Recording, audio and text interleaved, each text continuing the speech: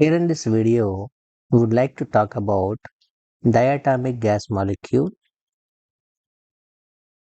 and its respective values of Cp, Cv and gamma. Before going to that, let me tell you once again that degree of freedom is different modes, free modes of or free movement of molecular system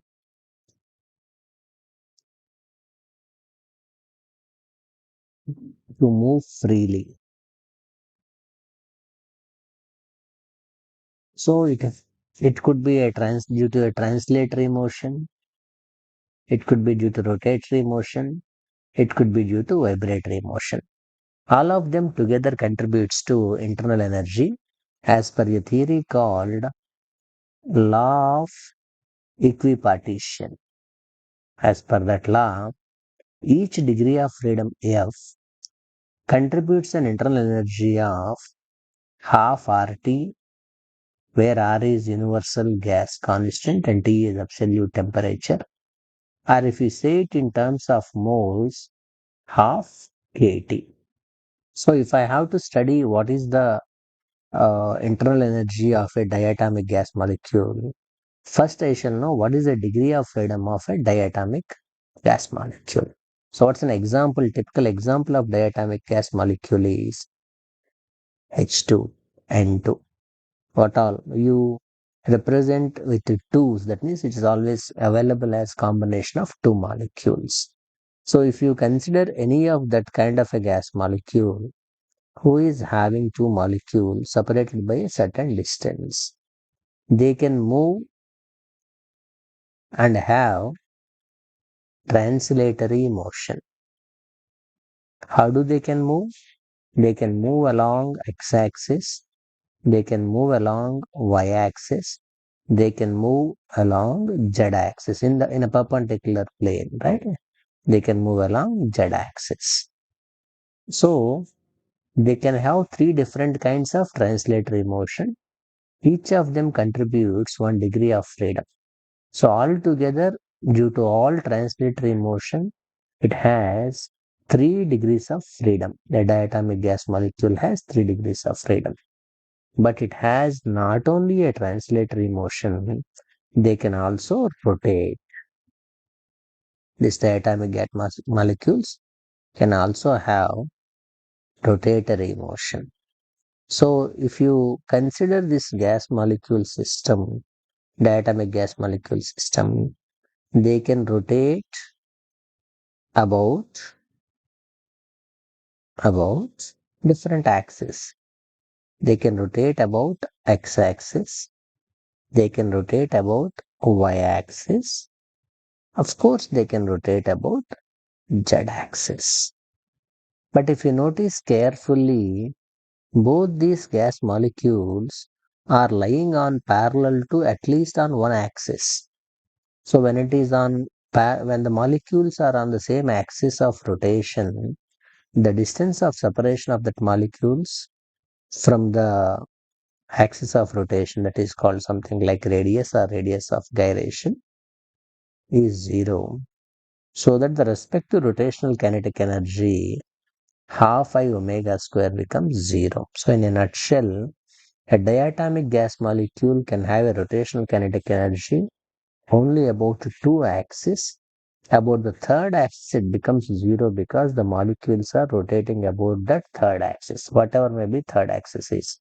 So what we can say, they have a degree of freedom of rotational motion due to any of these two axes, not along the third axis.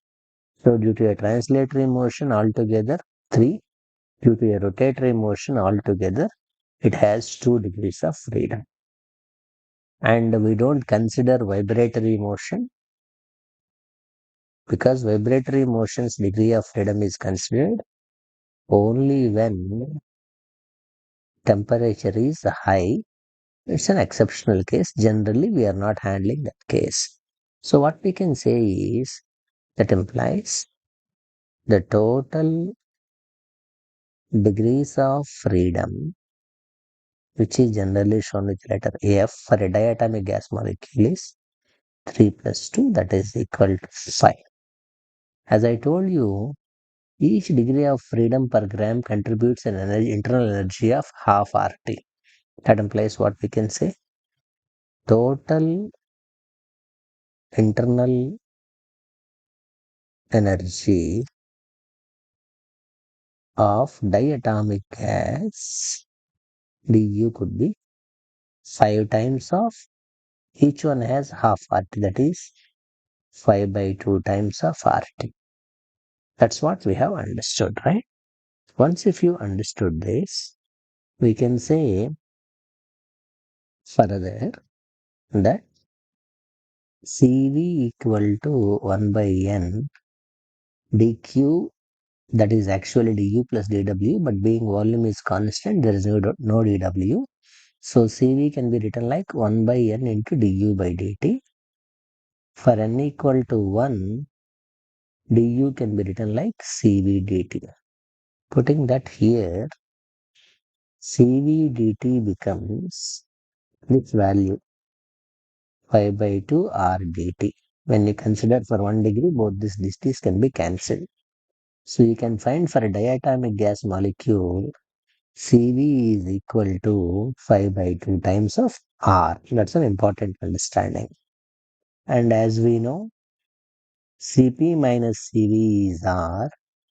Cv equal to Cp equal to Cv plus R. Cv is 5 by 2 times of R plus R. That is 7 by 2 times of R. So for a diatomic gas molecule, Cp is 7 by 2 times of R.